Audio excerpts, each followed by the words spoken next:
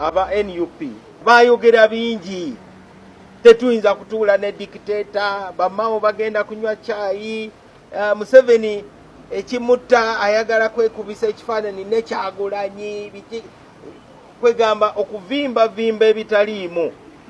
Kati akapande bakasomye bulungi, tikina ekintu ky'Abannayuganda si kya President Museveni. Bakasoma bubi, kati bagenze ne bakasoma bulungi. Wakati nga mukyamuukirivu nga n'okwogera ayogera alina akamwenyumwenyu ku matama, omukulu amanyiddwa nga Robert Mao, minisita w'ensonga z'ebyamateeka mu ggwanga, wabula ate era nga mukaddeke kamu ye chairperson wa Ipod Summit, oba ekikungu ekyo ekitaba ebibiina by'obufuzi ebiina ababaka mu parliament mu ggwanga, gye buvuddeko NUP kye yasaba okuba nti yeegattako nate. Omukulu yayogedde obubaka obuseketerera wamu n'okuba nga bukuba NUP mu mbeera ey'okubeera nti musanyufu ebitenkanika oluvannyuma lw'okuba nga NUP yasabye okwegatta ku Ipod nate mu butongole. Wabula ojja kujjukira nti gye buvuddeko omukulu Joel Ssenyonyi ng'ali wali ku the National Unity Platform yavaayo n'aweereza obubaka eri Mao n'amugamba nti bw'oba olya bibyo totugatta mu nsonga zo. Atya leero ndyegasse ku Mwami Museveni okukyusa eggwanga tekiriyo kya bulimba. Robert Mao genda olye akasente go, genda olye akamere ko mu mirembe, lekera okulya ng'oswankula. Gambo byali bya Joel Ssenyonyi ng'abiweereza Robert Mao ng'amugamba nti bw'aba alya alekeraawo okuswankula. So mu lukiiko lw'abamawulire olwakubiddwa Robert Mao olunaku olw'eggulo agamba nti abantu abatandise okuvaayo ne musekerera NUP olw'okuba yasabye okwegatta ku Ipod mulekeraawo kubanga mukola ekintu bwe kityo, nti newankubadde nga NUP ye yamwogerera nti baamugula n'ebintu ebigwa mu kkowe eryo, agamba nti ye tagenda kuddiza NUP kigambo kyonna, era agamba engeri gy'ali nti yakulira Ipod essaawa zino oba chairperson wa Summit, agamba musanyufu ebitenkanika okulaba nga Ipod NUP yakkiriza dda okuba nti egyegattako. Wabula yagambye nti NUP wano we yatuuse ensi yagisomesezza oba ensi yasomesezza NUP, era yageraageranyiza NUP ku musamize alokoka n'atandika okuba ng'ayimba obuyimba bwa Mukama Katonda Kristo. Naye bannaffe mubaliko, tukujjukira ssebo ng'ogamba nti bamawo bagenda kunywa caayi, abo baabagula bagenda kugabana sente, tewali bye bateesa. Ne mugatako a few moments later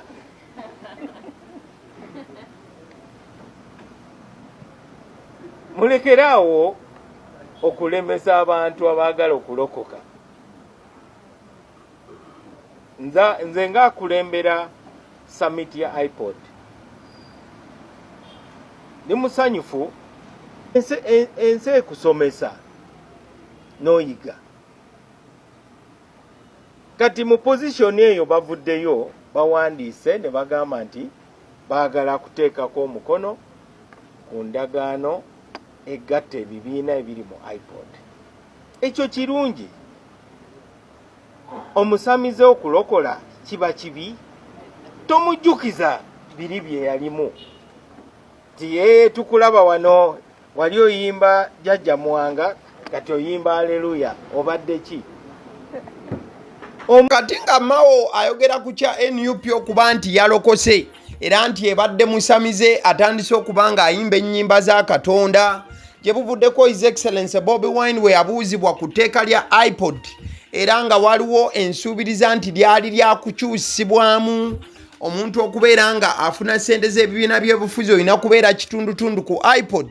Omukulu His Excellency Bobi Wine ayina engeri gye yaddamu yali ey'obusungu ennyo nnyini ddala, n'agamba nti nedda tekisoboka kuba nti wabaawo okutuula ne Mwami Museveni olw'ensonga yayina by'abaasaba buli kadde ebitagwanidde naddala ku ki omukulembeze wa NUP kyakkiririzaamu.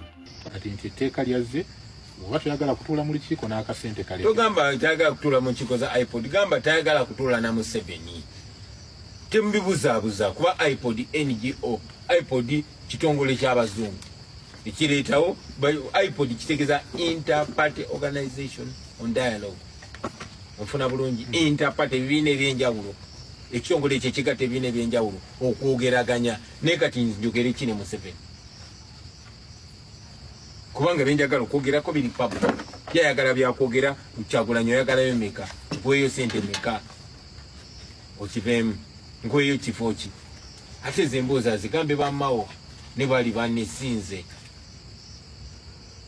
nze njagala kubeera naddembe lyange njagala kulabanga ekituufu kyekikolebwa mu nsi yaffe ate nyina abannayuganda miliyoni na miliyoni abalowooza nganze.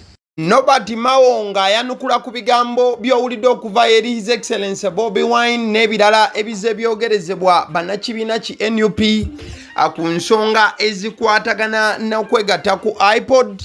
Nobati Mawo agamba nti omuntu nga His Excellency Bobi Wine wamu ne bannakibiina ki NUP bwe baba nga bakoze okusalawo okufaananako bwe kuti bannayuganda mulekeraawo okubeera nti mukiteekamu embeera y'okubalaata n'okusaagirira wabula mulina kukakkana mulinde process esobole okutambula n'okubeera nga bano baanirizibwa mu butongole mu iPod. Omuntu bw'atyo mulina kumwaniriza mwebaze Mukama. Nga bannayuganda tulina kwebaza Mukama olw'enkyukakyuka ezizze mu mitima gy'abaana baffe. Ekibiina ekyo kirina abagoberezi bangi bakikiririzaamu. Saba ba foot soldier abali mu kujerega abakulembeze. Kati tujja kubalaba. Okutuula mu iPod si kulabisa muntu yenna. Olina okwebuuza Uganda eneeba etya enkya n'okwosa enkya. Temunteeka mu bintu byammwe mwagala kubalabisa. Tewali gwe njagala kulabisa. Kati babawandiikidde ne babategeeza. Kati nze nga chairman wa summit nina okwebuuza ku bannange bwe kiba kisoboka tutuule tujja kutuula mu tenti emu bannaffe mu lujjudde mu lwatu basayininge naye njogera y'abannayuganda mulemesa n'omuntu ayagala okwogera n'omukulembeze w'eggwanga. Ebyo bigambo bya Nobati Mawo bye yayogedde mu lukuŋŋaana lw'abamawulire olunaku olw'ejjo ng'alaga essanyu ery'okubeera nti NUP yeegase ku iPod n'okubeera ng'asaba bannayuganda balekeraawo okuweereza NUP obubaka obusekeeterera n'okubeera nti bagisekerera nti yagaana okwegatta ku iPod ate ku luno yakkiriza n'ebintu ebigwa mu line efaananako bwetyo. Kale kyolaba ku screen eddakiika eno mukwano gwange y'ebbaluwa eyawandiikiddwa iPod. Ebbaluwa eno yawandiikiddwa iPod ng'egiweereza NUP. Tugenda kugiyitamu then twolekere na lusozi kigambalakala NUP lweyolekedde naddala mu kaseera nga kano oluvannyuma lw'ebbaluwa eno eya bawandiikiddwa the iPod. Kati nja kujjukiza nti iPod essaawa zino akulira summit eyaweebwa obuyinza ye Mawu nga President Museveni ye yamukwasa obuyinza buno. So Mawu bw'aba ayogera mu biti ebyo bibiri nga memba wa iPod ate nga chairperson. Kati tugende ku bbaluwa eno aba iPod gye bawandiikidde NUP.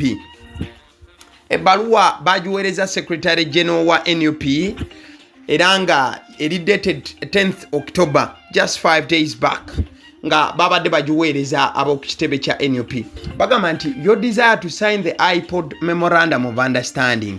Kati ebbaluwa eno bagiwandiise nga baanukula ebbaluwa NUP gye yawandiika ng'esaba okwegatta ku iPod n'okubeera nga esayininga kyoyita memorandum of understanding oba olupapula olw'okukkiriziganya. Ndoza tuluze mu Luganda. Warm greetings from the Inter-Party Organization for Dialogue, IPOD. IPOD appreciates your party's intention to sign the Memorandum of Understanding, commends your party's commitment to strengthening Uganda's multi-party democracy through constructive political dialogue. Kati aba IPOD bawandika ebbaluwa nga babuuza ku NUP obanga babuuza ku David Lewis Rubongoya Secretary General ne bamugamba nti twebaza oba tusiima ekyokubeera nti NUP yakkiriza okusayininga memorandum of understanding. Kino kiba kiraga nti mukkiriziganyiza okulaba nga ebibiina by'obufuzi mu ggwanga bifuna okwogerezeganya okulungi era okw'omuggundu. However, allow me to draw your attention to the provisions of the Ipod Memorandum of Understanding, a copy of which you have which clearly outline the procedure and prerequisites for joining Ipod. Specifically, Article 527 provides that a political party eligible to joining Ipod shall express its interest in writing to the Secretary to Council, where a party is expected to state its intent to participate in the objectives, principles and obligations of the organization. Kati ebbaluwa eno nga bamugamba David Lewis Rubongoya Ipod bamugambye nti twagala okukutegeeza nti obumu ku buwaayiro obutuukibwako ku mukopi gy'olina obulungi bulaga mu kawaayiro 527 nti ekibiina ky'ebyobufuzi okwegatta ku Ipod kirina okulaga nti kirina obwagazi obw'okwegatta ku Ipod nga kiyita mu kuwandiika ebbaluwa kigiweereze secretary owa council. In line with this provision, the process of joining Ipod is distinct from simply signing the MOU. The formal expression of interest constitutes the first legal and procedural step, which then allows the Ipod Council to consider and approve the application, upon which approval arrangements are made for the new member to formally accede to and sign the memorandum in accordance with its terms. Kati ne bamugamba David Lewis Rubongoya Ipod nti kino kitegeeza process y'okwegatta ku Ipod tekoma kusayininga MOU. The formal expression of interest ng'oyagala okubeera nti oyagala okwegatta ku Ipod olina okulaga nti olina okuwandika ebbaluwa eraga nti olina obwagazi n'obwetaavu. Then kino kijja kuleetera kanso ya Ipod okulaba application eyo gy'oba otaddeyo. Then oluvannyuma tujja kukola enteekateeka ezikwanjula n'okukwaniriza mu Ipod mu butongole. Accordingly, NUP should submit a formal written expression of interest. Nti kati wano mu bbaluwa nga bategeeza nti NUP erina okuwandiika ebbaluwa mu butongole gye bayise expression of interest nga balaga nti balina interest y'amaanyi mu kwegatta ku Ipod, affirming the party's commitment to the objectives, principles and values of Ipod as outlined in the MOU, and equally indicate readiness to participate in Ipod's dialogue processes, programs and institutional structures. Kati wano nga bagamba NUP nti ewandiike ebbaluwa. Mu bbaluwa eyo NUP erina okulaga nti egenda kukkiriziganya n'amateeka gonna agali mu Ipod n'ebyo Ipod byekkiririzaamu, kyeyise values of Ipod, era nti NUP erina okukkiriziganya n'ebyo byenaasanga mu MOU.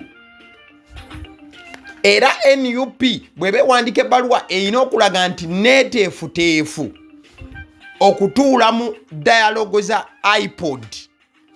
Kwegamba nti NUP erina owandiika ebbaluwa ng'eraga nti we wanaabaawo olutuula lwa Ipod olw'aba president ne president Kyagulanyi Robert Sentamu from NUP alina okubeera mu lukiiko olwo. Kati y'ebbaluwa eno eyawandiikiddwa aba Ipod bagiweereza NUP nga bagigamba nti bw'oba oyagala okujja osayininga MOU gye wasaba, sooka owandiika ebbaluwa. Ebbaluwa eyo nga mu butongole eraga nti oyagala twegattako, wabula nti ogenda kukkiriziganya n'amateeka gaffe gonna mu Ipod, omuli n'okujjanga mu ntuula n'otuula. Once received, The iPod Council will formally process your request with consideration in line with the MOU and the established legal framework under Section 20 of the PPOA as amended, which governs inter-party collaboration and dialogue platforms.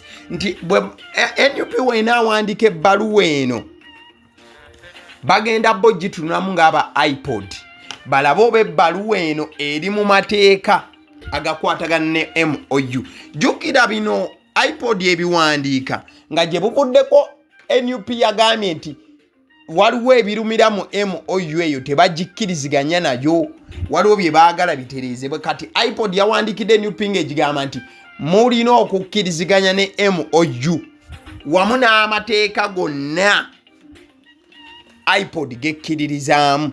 We reaffirm iPod's commitment to inclusivity, transparency, and advancement of peaceful, issue-based political engagement in Uganda. Your participation would enrich the platform's diversity and strengthen collective efforts towards a more democratic and sustainable political environment. Please accept, sir, the assurances of our highest consideration. You faithfully, Natekako Mukono Dr. Lawrence Serwambala Kabagabi, Executive Director, Interparty Organization for Dialogue. So, iPod yawandikidde NUP ebbaluwa eyo ng'egigamba nti bw'eba eyagala okujja n'okusayininga MOU esooke ewandiikeyo ebbaluwa endala yo nga yo NUP ng'eraga nti erina obwagazi bw'amaanyi okwegatta kwa iPod, ate erage n'okulaga nti egenda kukkiriziganya na buli tteeka eriri mu iPod ne MOU yennyini gyeyagala okusayininga, ate ng'egoberera n'amateeka agaateekebwa mu kawaayiro oba obuwaayiro bwatereezebwa mu tteeka ly'ebibiina by'amateeka gye buvuddeko. Kati NUP is yet to reply to this. Awo tuveewoko. Kati bwe tweyongerako mu maaso,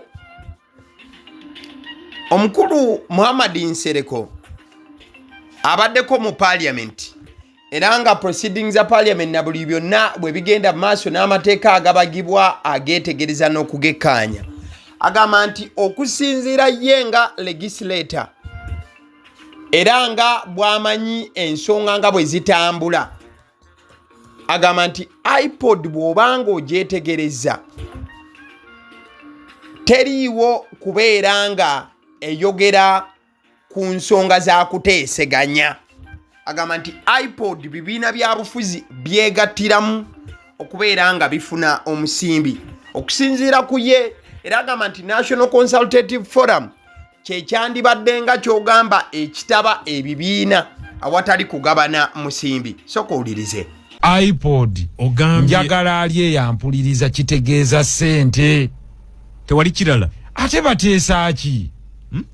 Gwe mbuliraayo nti baateesa kino kimu nga bagenze mu iPod okusinziira ku byendaba bye boogera bateesanga bana bye baagala okuteesaako tugabane kiwato tugabane nkubuulira sente z'omuwa omusolo ze bagabana bwe bati bagamba kyova olaba onagambye waliwo National Consultative Forum eyo tugendayo kuwaŋŋana ku birowoozo ku ntambuza y'abyabufuzi bya bibiina Kiwanda Suubi yagikulira kati mu iPod wabaayo ki? Wakati nga Muhammad Nsereka ayogera ku kyokuba nti iPod eriwo bibiina byabufuzi kusisinkanamu kuwemmenta musimbi era nti National Consultative Forum ye yandibadde etaba ebibiina byonna awatali kugabanya nsimbi, omukulu the leader of opposition Joel Senyonyi annyonnyola ku nsonga ya iPod eno mu bulambulukufu era annyonnyola n'engeri gye batuuka okubanga bagibayingizaamu era ng'agamba nti bonga the National Unity Platform iPod eno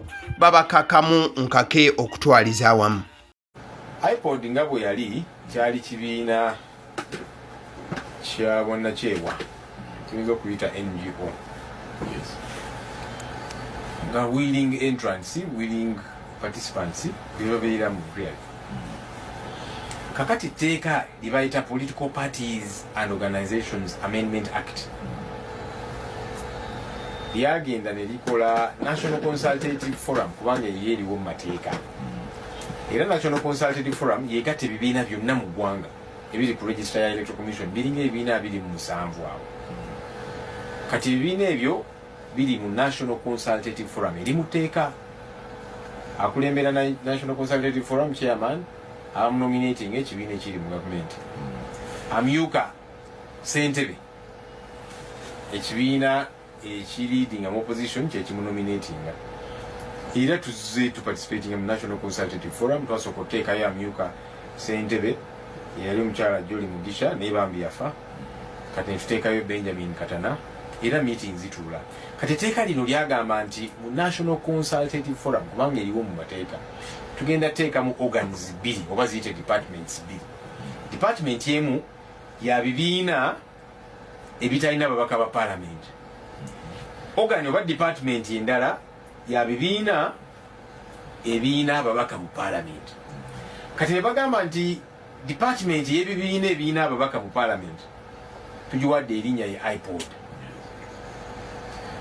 kakati nekitegeeza nti Ipod bagituyingizza ku mpaka lwa buwaze wakati nga leader of opposition Joel Ssenyonyi agamba nti mu Ipod babasindikirizayo busindikiriza era n'okubeera nti babeerayo lwa buwaze ate ye Muhammad Nsereko ayina a different idea agamba nti National Consultative Forum yetwala ebibiina by'obufuzi mu ggwanga wabula newankubadde yetwala ebibiina by'obufuzi mu ggwanga si kyatteeka omuntu okugibeeramu era osobola obutagibeeramu ekibiina kye ky'obufuzi ne kibaawo mukadde ke kamu era kyannyonnyola ku Ipod ng'agamba nti Ipod eno ebibiina by'obufuzi bigiyingira okubeera nti biteeseganya ku mutemwaki gwe ziina okubanga bifuna era mukadde ke kamu agamba nti we weetegereza Ipod eno obulungi mu parliament buli oba tuko giteesaako ebibiina by'obufuzi bituula kyesirikidde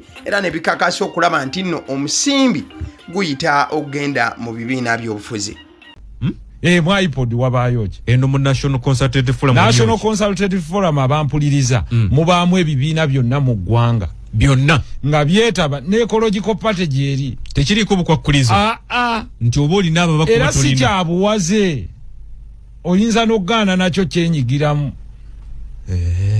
yo teriyo gabana ssente teriyo gabana yadde n'ekikumi mujje mwogere ebyobufuzi ebirungi mubitambuza mutya kakati ne tubaawo ng'oggyeko National Consultative Forum olwabaawo Ipod ebibiina ababaka mu parliament nga batuulayo olwedde bo basasulwa kakati ezo bwe bituula biteesa ku ngabana omunjago gwaffe guno tugutemaatema guti awo tewaba nkaayana era ayiteemu eyo buli bwejja mu parliament eyitibwa mu Legal and Parliamentary Affairs Committee era bw'eba yakatuusibwa eyo tekubaganyizibwako birowoozo etabulambalamba nkugambye ate ogenda kuwakanya abayina abangi beenaaleemu bo bamativu n'okuzirya bajagala okukama babe bafuna ezisinga obungi ababaddirira kyekibiina ekiba kiddako n'ebibiina ebirala muba musigazizaawo bannamunigina kakati bwe kuba kulya awo bonna bakkaanya nti tulye wakati nga Muhammad Nsereko agamba nti sitteeka okubeera ekitundutundu ku Ipod oba the National Consultative Forum omukulu Joel Ssenyonyi yagamba nti amazima gali nti tteeka lye libasibye ebigere n'okubeera nti libanyiga mu Ipod wamu ne National Consultative Forum era nti Ipod bagirimu lwa tteeka lino newankubadde nga bali mu kukola kyonna ekisoboka okulirwanyisa n'okuliteeka nnyala lwateeka lyeteeka eryo of course etteeka lino tukkaanya nalyo ne mu ngeri gye baaliyisaamu tebeebuuza ku ba stakeholders byonna byali byamankwetu naki tugichallenginga mu kooti naye nga bwe tugichallenginga lyeteeka eririwo nti kaakati bagituyingiza ku mpaka nga bwe bayinza okuzuuka ne bagamba nti kaakati palamenti ya Uganda erinnya tugenda dikyusa tugenda giyita Ipod ya Uganda nze ndi mbaka wa palamenti abantu bannaka west bannonda okubakiikirira kaakati kiba kitegeeza nti nange baginyingizeeyo Ipod ya Uganda kuba erinnya balikyusizza already ndi member so already tubadde members aba National Consultative Forum ne bagamba katukyuse erinnya erya department eno emu ku zo kubanga eri Ipod yali muteeka so kati teeka nga bwekyo bwe liri tuli challenginga niririwo kaakano kubanga bakikola kyabuwaze kati. Mukadde ke kamu omukuba na NUP abalala era nga looya omukulu kanso Nalukoola ne bw'atuuka okwogera ku kyetteeka lino eryasibye NUP enkalu nebange erina okuyingira mu iPod agamba nti tteeka lino lye liriko obuzibu oba osanga NUP yandibadde teyingira iPod. Era mukadde ke kamu agamba nti yeewuunya engeri etteeka lino gye lyayitamu olw'ensonga nti n'okubeebuuzaako ng'ababbo aba NUP ng'etteeka liyita tebaabuuzibwako kimala nga ba stakeholder. Etteeka ennongoosereza eyakolebwa mu tteeka eryo eriyitibwa Political Parties and Organizations Act mwalimu ebirumira engeri gye baaliyisaamu nga mu byo kuliko obutatwebuuzaako ng'ekibiina ky'ebyobufuzi ng'ate nekyatuweebwa ng'okutuyita okutwebuuzaako kyali kya mankwetu. Ebbaluwa essaawa weetuukira ate nga ze ssaawa akakiiko we katuulidde. Etteeka eddungi libeera eryo. Ebbaluwa yalwa mu kkubo. N'ekiseera kyennyini obwangu bwasukka. Etteeka eddungi lyeri eribeera nga ligasa abo be balikolera. Era etteeka lyalibadde litunuulira nga temunnalikola mu kubaga kwalyo ebirowoozo byabo be mulikolera. Singa etteeka likontana n'okwagala kw'abo abalikolerwa etteeka eryo kiba kizibu okuyimirirawo. Nga bw'olaba singa setteesereze wetuula ekola etteeka ku kwanjula kw'Abaganda engeri gye bawasaamu n'oba byonoono yaffe ng'ate totuwadde kumatizibwa gamba nti oba ekontana ne ssemateeka weesanga ng'etteeka eryo terijja kukola era waliwo agakolebwa ne gasigala awo. Kale etteeka lino lyalimu ebirumira bye tuteekateeka okuba nga tuwakanya. Naye newankubadde kiri kityo nalyo lyennyini nga togenze kukulaba oba likontana ne ssemateeka oba nedda. Abaagala oddissa mu nkola waliwo bye batanakola. Yo ye Honorable Nalukoola Elias Luyimbazi. Kati wetugenda ku kyensimbi ne iPod. Omukulu treasurer wa NUP oba akwatira NUP ensawo ow'ekitiibwa Benjamin Katana bwe yabadde ku TV ya NBS nga bw'olaba ku screen awo yannyonnyodde n'agamba nti I can tell you they will find new reasons to deny NUP money even after we have written a letter on iPod. Ng'omukulu Benjamin Katana agamba nti ayagala okubategeeza bannayuganda nti newankubadde bawandiise ebbaluwa eraga obwetaavu obw'okwegatta ku iPod abasajja bajja kunoonyaayo ensonga endala eremesa NUP okufuna ssente. Ti newankubadde bo basazeewo okwegatta ku iPod abasajja bagenda kuyiiya engeri endala ey'okulemesa NUP okufuna ku nsimbi zino. Ebyo byayogeddwa Benjamin Katana ng'ali ku NBS TV olunaku olw'eggolo. So kati embeera awe tuli Nobert Mao avuddeyo n'aseketerera NUP omukulembeze agitwala wamu na bonna aba NUP olw'ensonga nti basazeewo nate okwegatta ku iPod. Ojja kujjukira nti gye buvuddeko Mao yavaayo n'agamba nti ayagala kugenda ku NUP afukamire abeegayirire bajje beegatte ku iPod. Kati ate we bazze ate yatandise kubanga agamba nti bannaye mulekeraawo kubagamba ebigambo era alaga nti yagenda okubawa protection. In fact yagambye agenda kuteekateeka summit gye bujja maaso awo ng'amaze okwebuuza ku bantu basobole okuba nga baaniriza NUP mu butongole. Wabula we boogera ku summit kitegeeza nti luba lutuula luyinza okulaba ekkololo nga lwe mwalaba mu September ng'ennaku z'omwezi 19. Njagala okutegeeza ku bannaffe aba Honeybites bano bagamba nti balina ebyokulya eby'omwana adda ku ssomero obanga ali ku ssomero already. Yogera ku cupcakes, yogera ku decorated donuts, yogera ku daddies, yogera ku binyeebwa Mawogola, Bagia, bakubire ku 0709787508 bebannaffe aba Honey Bites. Mukadeke kamunjagala kutegeeza ku Alson Painters UG bano bo basiizi balangi bagamba nti olina ekizimbe omaze okukizimba. Alson Painters UG kyolina okubanga okola kyakubakubirako ku 0705 193636 ensonga zonna ezikwatagana n'okusiiga ekizimbe kyo langi bajja kubanga bazikolako butereevu nnyo nnyini ddala.